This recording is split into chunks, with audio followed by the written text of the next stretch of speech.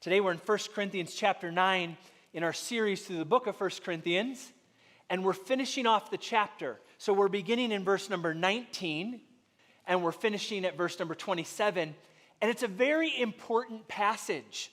This passage right here, there's been a lot of ink spilled in many books over this passage right here. And I hope that this morning we really understand the heart of God through His Word as we look into this text. I'm going to read verses 19 through 27, and when I finish, I'll say, "This is the word of the Lord," and you can respond, "Thanks be to God." Follow along as I read, beginning in 1 Corinthians 9, verse number 19. "For though I am free from all, I have made myself a servant to all, that I might win more of them. To the Jews, I became a Jew in order to win Jews. To those under the law, I became as one under the law, though not being myself under the law, that I might win those under the law. To those outside the law, I became as one outside the law, not being outside the law of God, but under the law of Christ, that I might win those outside the law. To the weak, I became weak, that I might win the weak. I have become all things to all people, that by all means I might save some. I do it all for the sake of the gospel, that I may share with them in its blessings. Do you not know that in a race all the runners run, but only one receives the prize? So run that you may obtain it. Every athlete exercises self-control in all things. They do it to receive a perishable wreath, but we an imperishable. So I do not run aimlessly. I do not box as one beating the air, but I discipline my body and keep it under control, lest after preaching to others, I myself should be disqualified. This is the word of the Lord. Thanks be to God." Let's pray together. Father, thank you for your word. It is a lamp to our feet and a light to our path. And so today we ask that you would lead us in your truth and teach us. You are the God of our salvation. We look to you. In Jesus' name, amen. Here in our journey through the book of 1 Corinthians, we're in this section that extends from chapter 8, verse 1, all the way through chapter 11, verse 1. It's kind of one section in the book of 1 Corinthians. And in those passages right there, Paul is calling these Corinthian believers to live for something bigger than themselves. The apostle is challenging these Corinthians to lay aside their freedoms so that they can love other believers. You see that in chapter 8. Lay aside your freedoms so you can love other believers. When we get to chapter 9, he's calling the church of Corinth to sacrificially set down their rights so that they can advance the gospel. That's what Paul's doing in chapter 9. If you were with us the last time when we looked at the opening of the chapter, you see that Paul uses himself as a case study. Actually, what we know from Paul is that he practices what he preaches. He practices what he preaches. He's not just saying, hey, you all should lay down your rights. You should kind of set aside some of your freedoms, but not me. No, he doesn't do that. He says, for instance, I've laid aside my right to be paid. That's the opening of 1 Corinthians chapter 9. He goes through this long section about how he should be paid. I mean, someone who ministers the gospel should reap material benefits. He goes through all of these points to prove the fact that a minister of the gospel should be paid by the gospel. And then he says, but I lay aside that right. He says, I'm just giving you an example of what it means to set aside some of your freedoms for something bigger than yourself. So in verses 14 and 15, we see that Paul sacrificed his finances. In verse number 5, he talks about how he sacrificed companionship. In verse number 4, he sacrificed even bare necessities, like something to eat sometimes or something to drink at times. He did all of this for the sake of the gospel. He gives us an example, and he calls fellow Christians to follow. Now, I think if Paul were here this morning, he would look at us and say, don't waste your life by grasping onto your rights. Don't squander your days clutching your freedoms. Yes, they're your rights. Yes, they're your freedoms. But sometimes God just wants you to lay them aside for something bigger than yourself. And in this text, it's for the cause of the gospel. Paul wants believers to make a difference in their lives. He wants them to make a difference for eternity.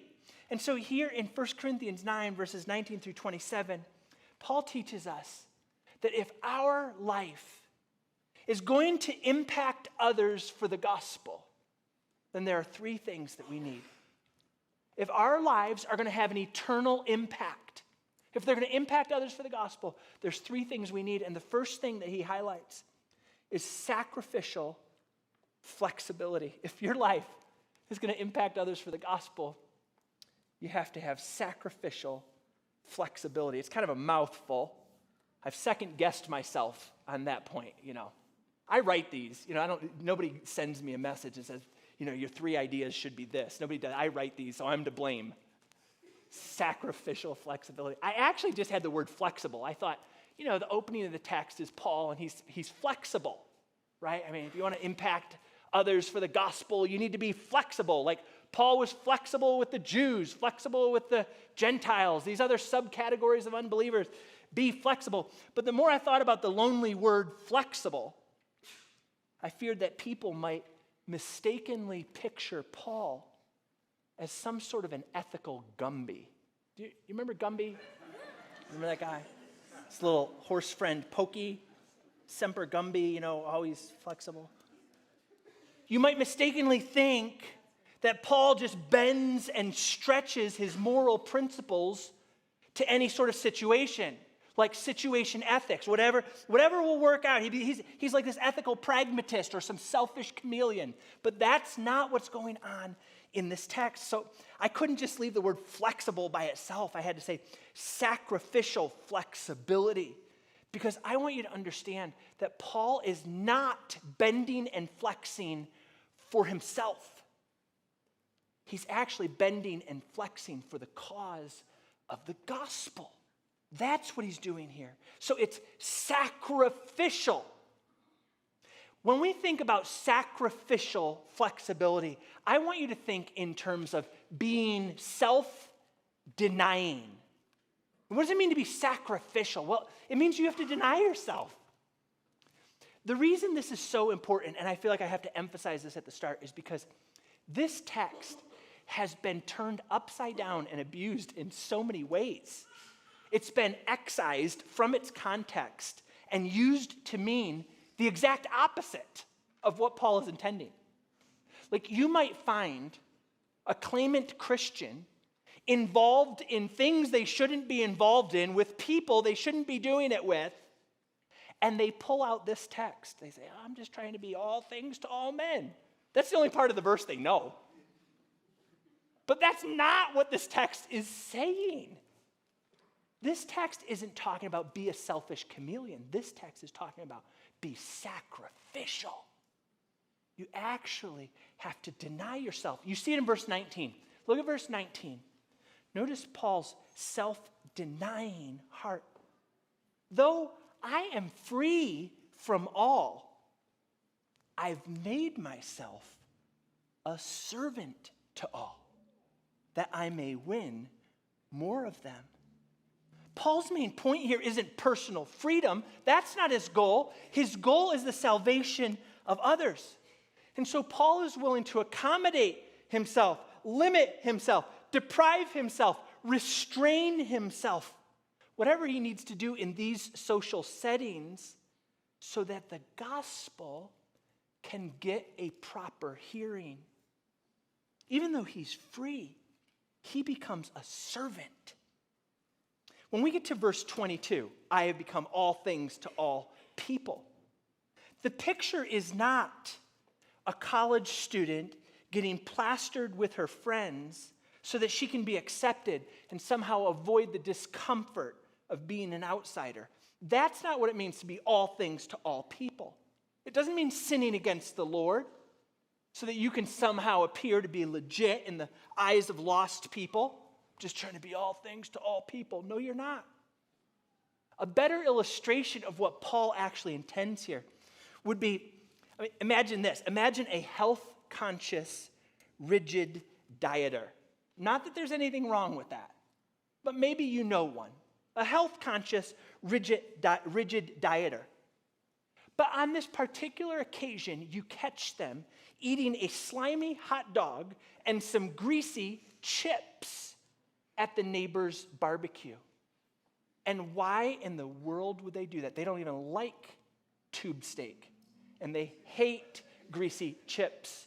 But why would you catch them at the neighbor's barbecue eating that hot dog and downing those chips? It's because they've been praying for that neighbor. And in this block barbecue, they just want to spend time with them. And they're willing to lay aside their vegan, pescatarian, Whole30, carnivore, caveman, whatever diet. They're willing to do that for the sake of the gospel. That's more like what Paul has in mind. Lay aside your rights for the sake of something bigger than yourself. I never want you to imagine Paul using this text to say something like, I became an Ashley Madison subscriber so that I could be all things to all Ashley Madison subscribers. No, that's not what he'd say. Paul would never say, I became a pothead to potheads so that I might win some. I became a Pride Parade sponsor, a pro-choice advocate, a euthanasia supporter so that I might win some. That's not what Paul is doing here. Paul's not trying to avoid hard conversations. He's not attempting to somehow be accepted by the world. My friends, if that's what Paul was doing by bending and flexing, that would be selfish, not self-denying. That would be about loving numero uno instead of loving other people. That's not what Paul's doing here. He's saying, I limited the expression of my freedoms and the display of my rights so that I wouldn't create any unnecessary hurdles for the gospel. This is how Paul puts it in Galatians 5:13. He says, brothers, you've been called unto freedom. Only do not use your freedom as an opportunity for the flesh, but by love, serve one another. The idea of all things to all people doesn't include fleshly practices. It demands self-denying sacrifice. I just want to ask you to think about your own life for a moment. Are there any evidences in your life that you could just bring to the surface right here in your own mind? Are there any evidences in your life of self-denying sacrifice for the cause of the gospel? There's something bigger than yourself, so you set aside some rights or you set aside some freedoms. When I was meditating on this, I was thinking of two missionary stories. One is about these two Moravian missionaries. Bill was talking about the Moravians today in the gospel growth class, but there was two Moravian missionaries named Leonard Dober and David Nishman. One was a potter, the other was a carpenter by trade, but the two were deeply burdened. These two men were deeply burdened to advance the gospel. And particularly, they wanted to advance the gospel in the islands of the West Indies where slaves had been dumped on these islands. So these islands had pockets of African slaves who had been left there. And these two Moravian missionaries, these two men burdened to bring the gospel to those slaves, decided that they were going to sail across the Atlantic to these islands to bring the gospel. When they were getting ready to leave, there were people who were saying, that's a ridiculous idea. Why in the world would you go to a slave colony? That's crazy. Why would you spend weeks crossing the ocean, the treachery, the possibility of death to do something like that? And here's what one of them wrote. Leonard Dober wrote this. He said, we ourselves are willing to become slaves. That in that way, we will be able to reach them in their pitiful condition and tell them the way of salvation. Did you catch that? These two Moravian missionaries were willing to sell themselves into slavery so that they could reach slaves for the gospel. They were willing to take on physical bondage so that they could bring spiritual freedom to other people. What an expression of self-denial. Sacrificial flexibility, a slave to slaves so that they might win some. You know the second story that came to my mind as I thought about this? This was a Belgian minister named Joseph de Veuster from the 1800s, deeply burdened to bring the gospel to an isolated colony of exiles on Molokai, one of the Hawaiian islands. There were 816 neglected people on this island, all suffering from leprosy, known as Hansen's disease. Yusuf knew the risk associated with going there, living among the people, trying to share God's love with them. While he was there, he dug graves, dressed wounds, built coffins, and tried to research the disease to somehow bring some sort of ease to the suffering of these people. Now, Yusuf was written by his brother, and his brother was chiding him about this decision to go live in a leper colony. And this is what Yusuf wrote back to his brother. He said this, "I make myself a leper with the lepers to gain all to Jesus Christ." Here's a man who set aside his rights, denied himself, and proclaimed Christ until he died a his own leprous death at age 49. Now, I read stories like that, and I'm just going to tell you I'm deeply convicted about my lack of self-denial. Oh, it's a little too early. The chairs just aren't comfortable. I'd rather go on a hike. Would you be a slave to slaves so that you might win some? Would you be a leper to the lepers so that you might win some? Paul says, I became all things. That's the point of this text. All things to all people so that by all means I might win some. He cared about the souls of the lost, the glories of the gospel so much that he was willing to deny himself. So when we talk about flexibility, we need to start with sacrificial flexibility, self-denying flexibility. Are you willing to deny yourself for the cause of the gospel? Will you lay down your expectations and your wants and your freedoms and your rights for something bigger than yourself? Okay, sacrificial flexibility. When I talk about flexibility, in this text, I'm talking about this idea of what we often call today contextualization. So Paul was flexible. To the Jews, I was a Jew. To those outside of the law, I was outside of the law. To the weak, I was the weak. What are we talking about here? We're talking about contextualization. You see this in verses 20 through 22. To the Jews, I became a Jew. To those under the law, I became under the law. To those outside of the law, I became as one outside of the law. To the weak, I became weak. I have become all things to all people. What Paul is saying here is that he was willing to contextualize. He was willing to adjust his approach to the gospel, or his point of emphasis in the gospel, without ever compromising the content of the gospel. He might modify his approach. He might emphasize different things, but he never changed the content of the gospel. And think about Paul's ministry for a minute, what you know from the book of Acts and his different missionary journeys. When he was trying to minister to the Jews, you see him in certain situations following the kosher food laws, Sabbath regulations, even Jewish customs like the Nazirite vow in Acts chapter 18, verse 18. He encouraged the circumcision of Timothy, Acts 16, at one point. Among the Jews, at various times, Paul placed himself under certain elements of the Mosaic law, even though because of Christ's finished work, he was free from the law. But he denied himself, laid aside some of his rights. When he was with the Jews, he was as a Jew. But at other times, he's with Gentiles, those outside of the law, those who weren't recipients of the law and promises of Israel. And in those situations, what would you expect of Paul? Well, in those situations, he probably had non-kosher food. You see an allusion to that in 1 Corinthians 10:27. He may not have observed all the purity traditions and regulations. He may have accepted a lifestyle with foreign customs that would have been culturally uncomfortable for rigid Jews. Now, he never lived outside of the law of Christ. Remember in the text, Paul makes that clear. I'm not sinning. I'm not contradicting the gospel.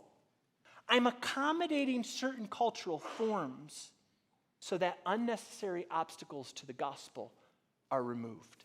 That's what Paul is doing here. You know, there was a missionary, his name is Hudson Taylor. How many of you have ever heard of the missionary Hudson Taylor? I just want to see how many of you have heard of him. He lived from 1832 to 1905, a British missionary who spent 51 years in China. Now, he started the China Inland Mission, and he began to do something that other Western missionaries were not doing. What did Hudson Taylor do that was somewhat revolutionary for his time? Well, first thing, you can't see it from this picture, but if we had him turn around, you would see a long braid of hair.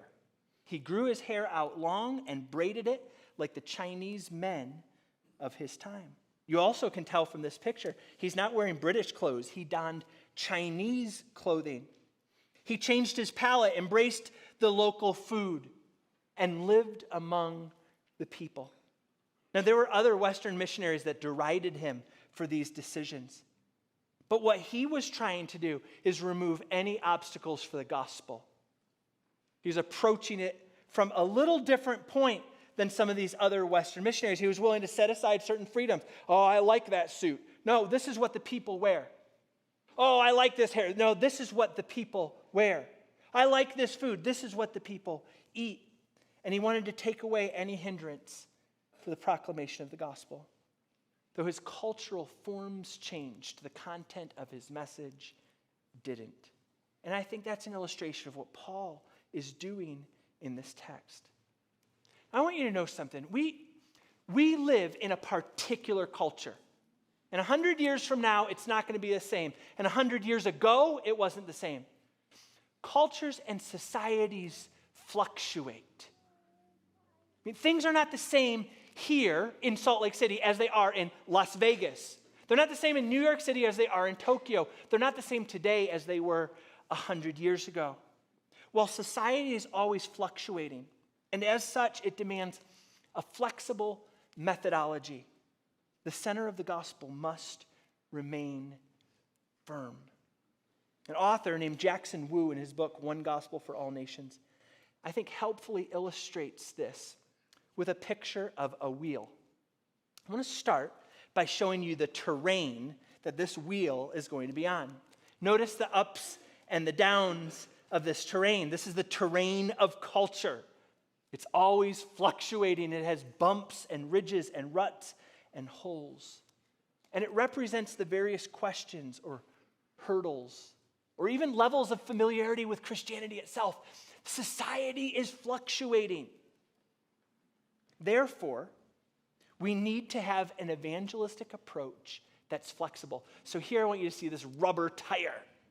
And this represents the flexibility of our evangelistic approach. Perhaps in one situation, you might emphasize God's love. That's what's most suitable to emphasize as you're talking in this place or in this time.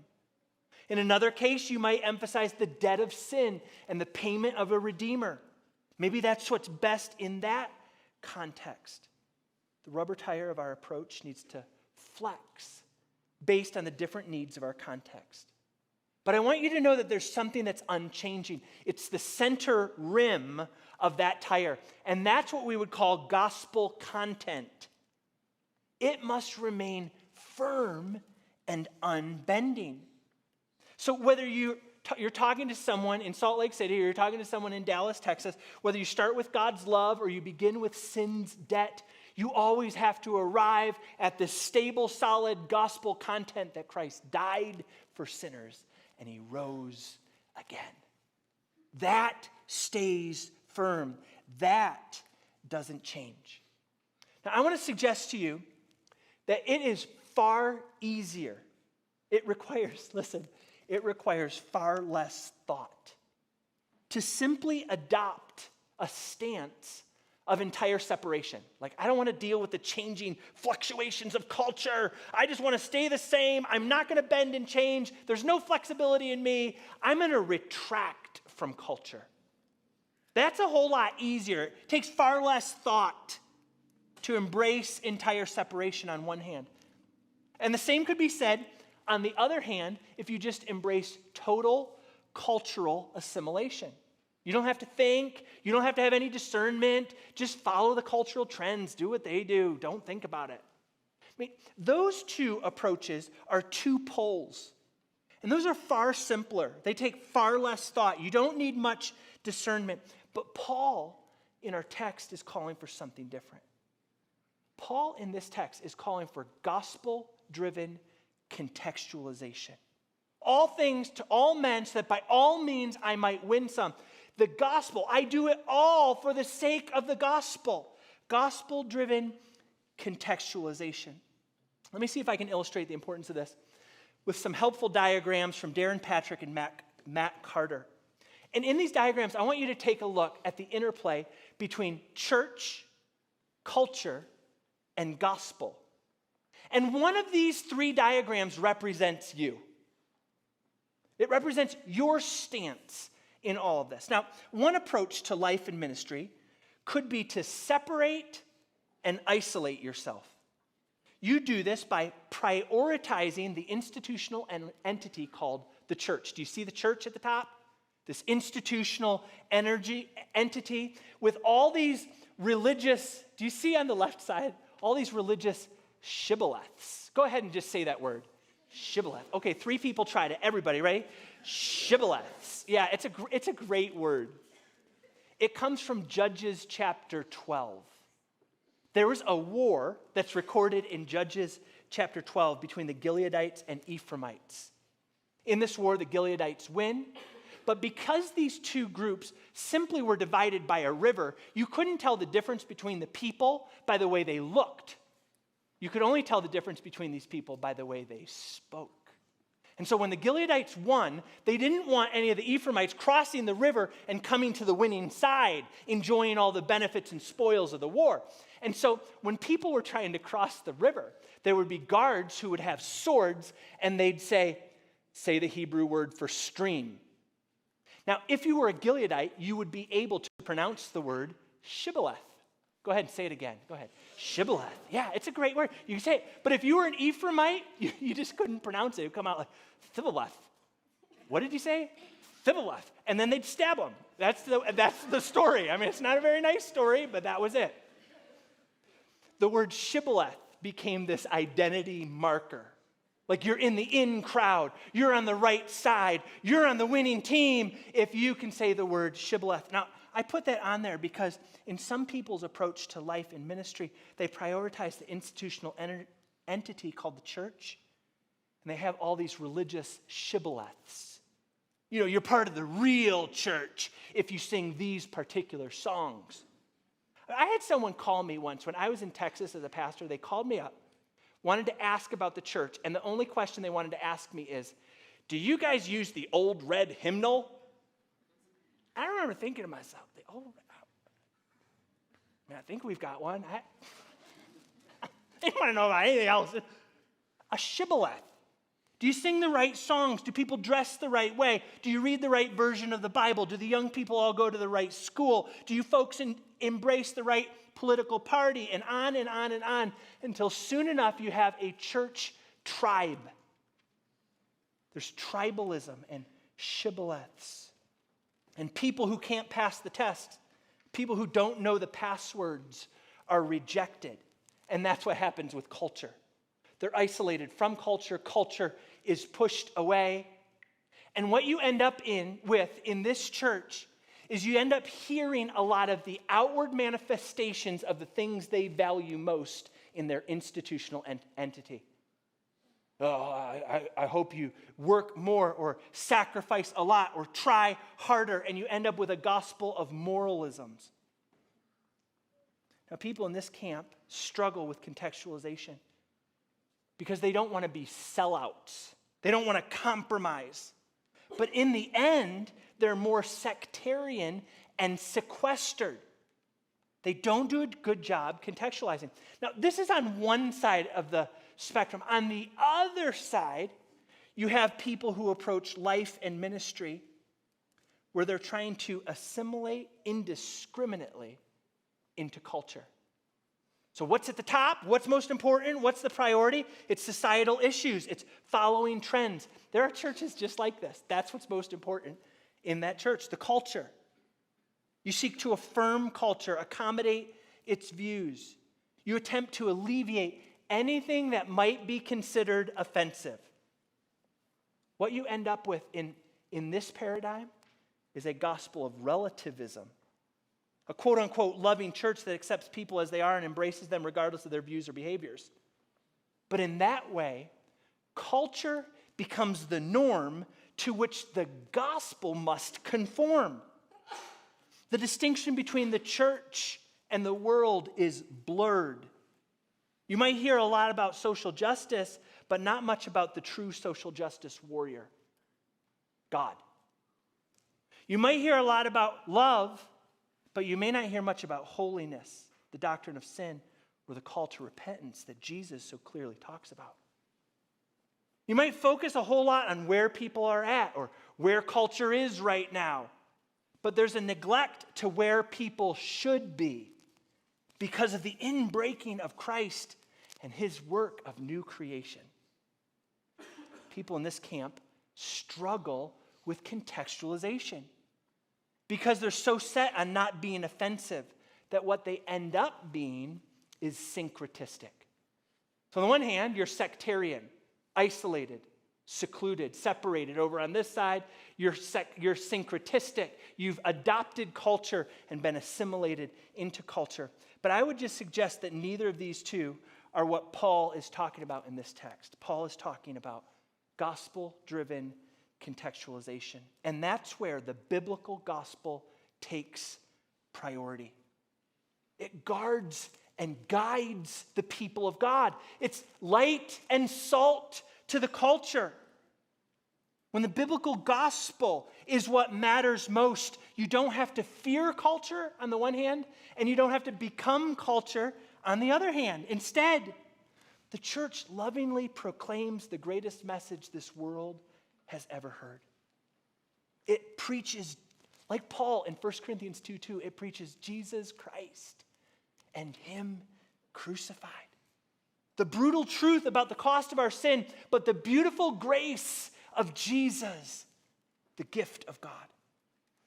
So what are we seeing in this text? We're seeing self-denying, contextual living. We're seeing what it means to be sacrificially flexible.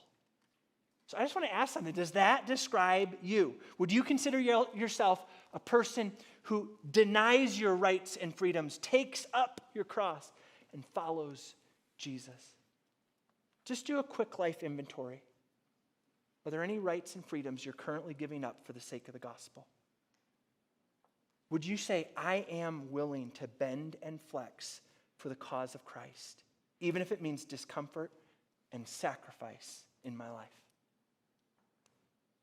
My friend, if you're going to impact others for the gospel, you need to have sacrificial flexibility. That's the first thing you see in the text. Here's the second thing. And I just want to give you just a breath of relief. This sermon is kind of like an inverted snowman. First point, very big. Next point, small. Last point, or like Mr. Incredible. You know, he always skips leg day. You know that guy, Mr. Incredible, very big at the top, little chicken legs. Yeah, that's how this sermon is. So some of you are like, oh no, he's only on point two. Listen, it's going to be fast.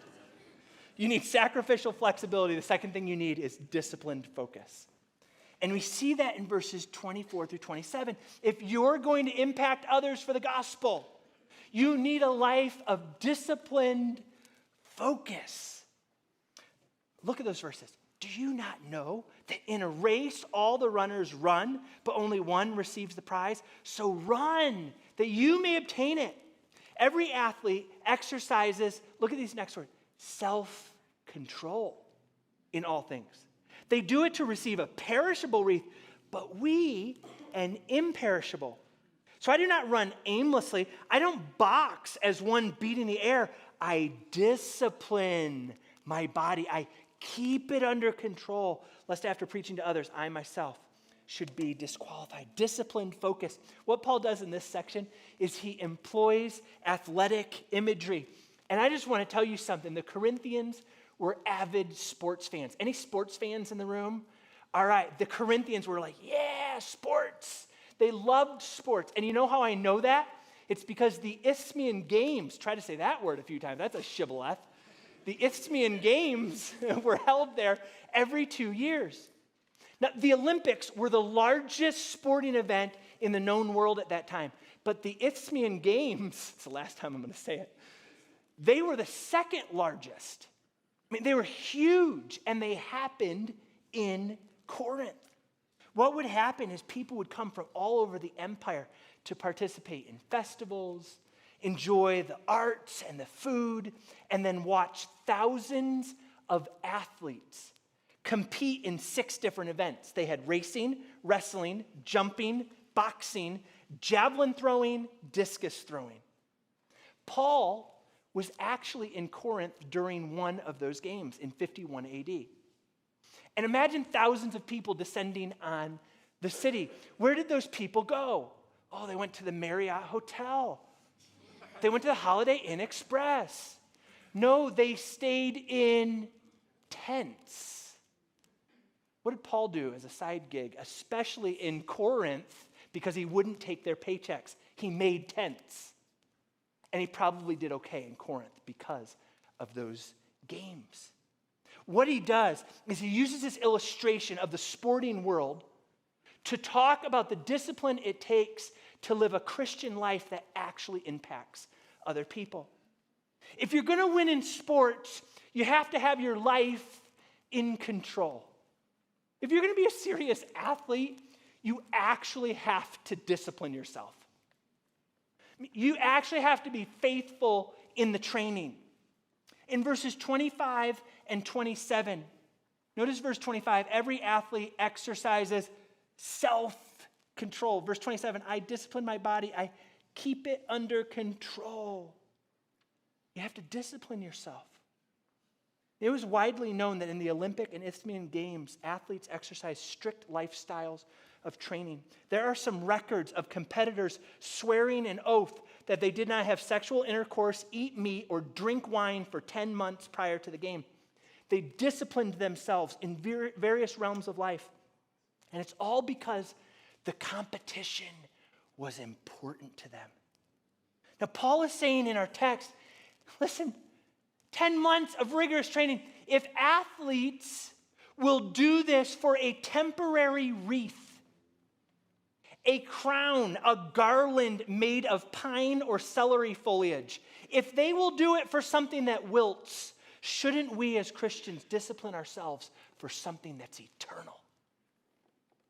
Discipline your life. Get it in control for the cause of the gospel, something of eternal worth. Now in verse 25, when he says about this athlete who exercises self-control in all things, word for exercises is agonizomai, which basically means to strive or to struggle or to agonize over something. Paul is not suggesting, when he says he exercises discipline, he's not suggesting a lackadaisical approach. He doesn't have in view some sort of casual, go with the flow, whatever happens in life, just roll with it. That's not what Paul has in mind. He's suggesting a self-controlled, disciplined, agonizing approach to life. Just like a serious competitor in the athletic games would control their life, so a serious Christian does as well. This last Wednesday at Church in the Park, I was talking with one of our college athletes here in the church, and she was telling me about her 2-week break from running. Yeah, no running for 2 weeks. She went on to tell me that out of the whole year, she trains every week except for 2. I mean, she trains all year long except for 2. I told her she was a slacker.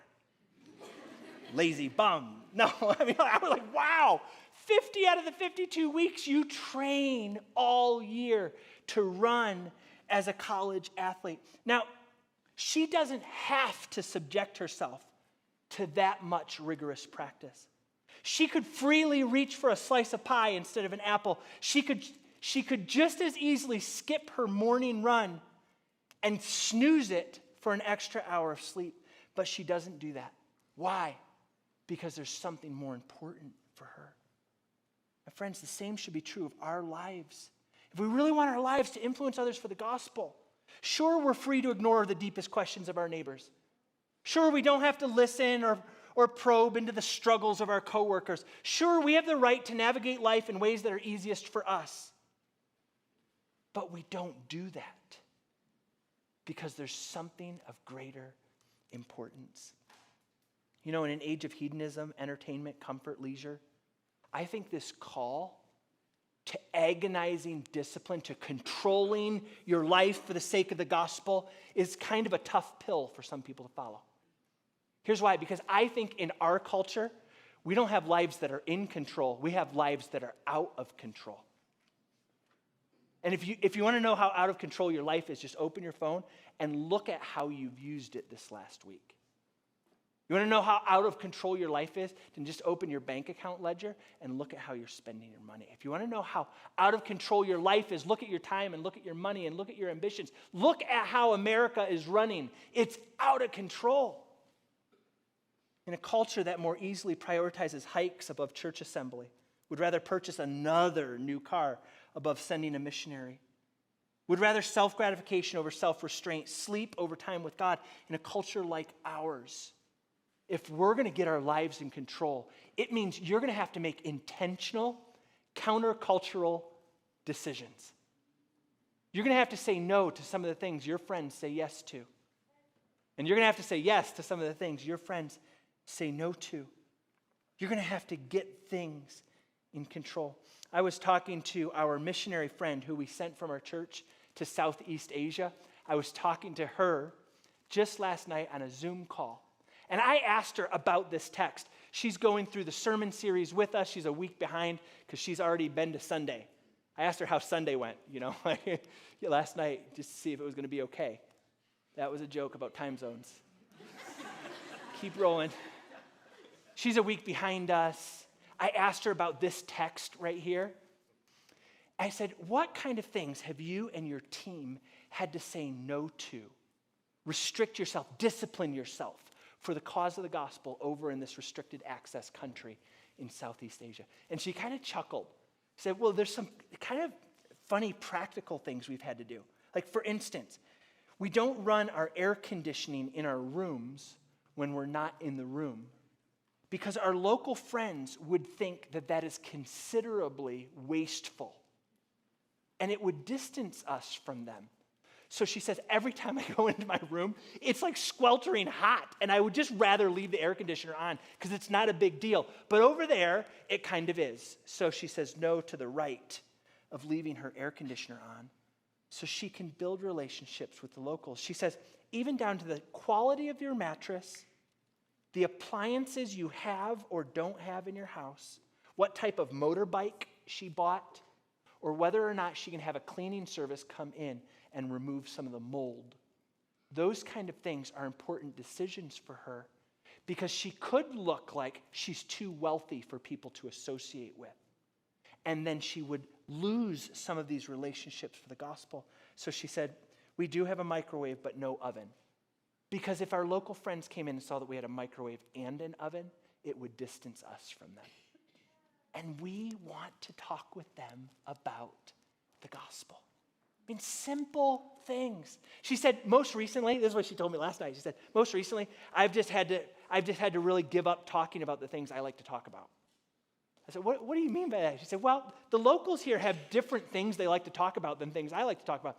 They like to talk about what flowers are in bloom, or what agriculture is ripe right now, or how much you paid for this particular piece of produce at the market. She said, I really have no interest in talking about those things.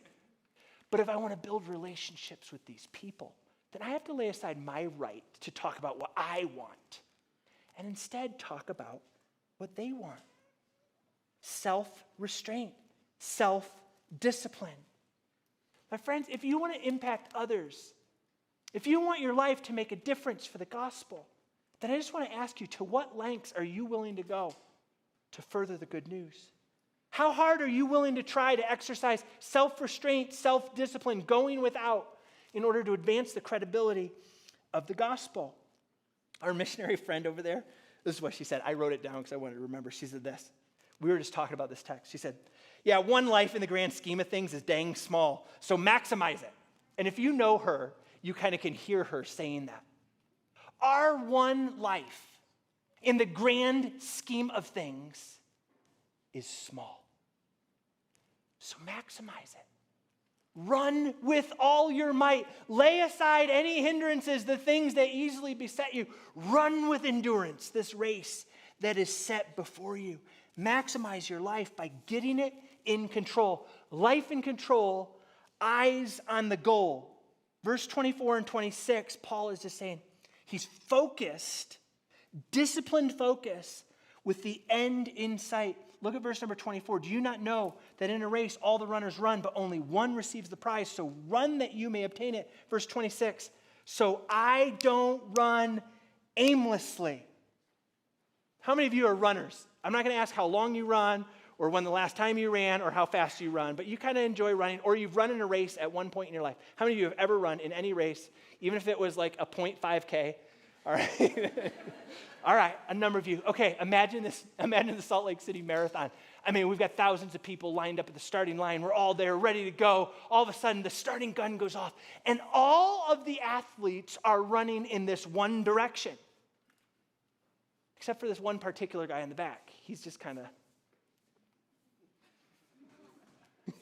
I mean, thousands of people heading one way, except for this guy. And he's just kind of meandering around, and then he just decides to run this way. And people are just watching him. I think the news station just moves the camera, like, what in the world is this guy doing? Oh, he's aimlessly running. Hey, buddy, what are you doing? Oh, scenic route.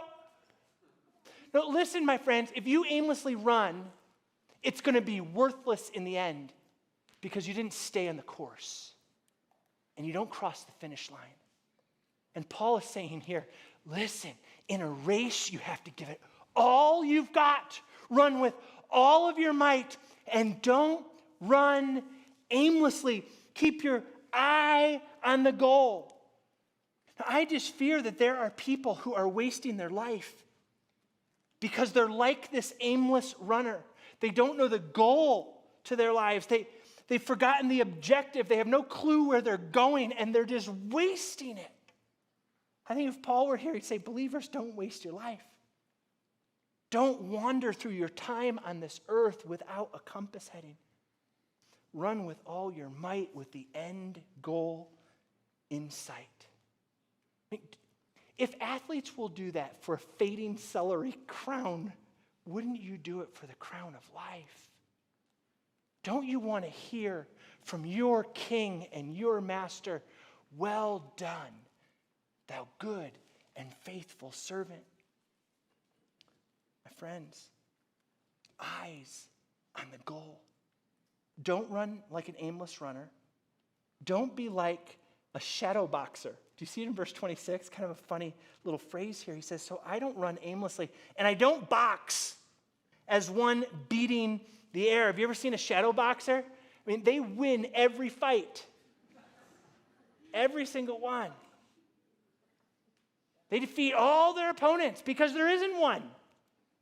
They're beating the air. They're punching into nothing. They hit the target every time because it's just wind. A shadow boxer expends all his energy into the air. And Paul is saying, that's not how I want to live my life. When it comes to life, make every action count. So can I just ask you something when it comes to your life? Are your resources aligned? Your time, your talents, your treasures, so that you can make an impact for the gospel?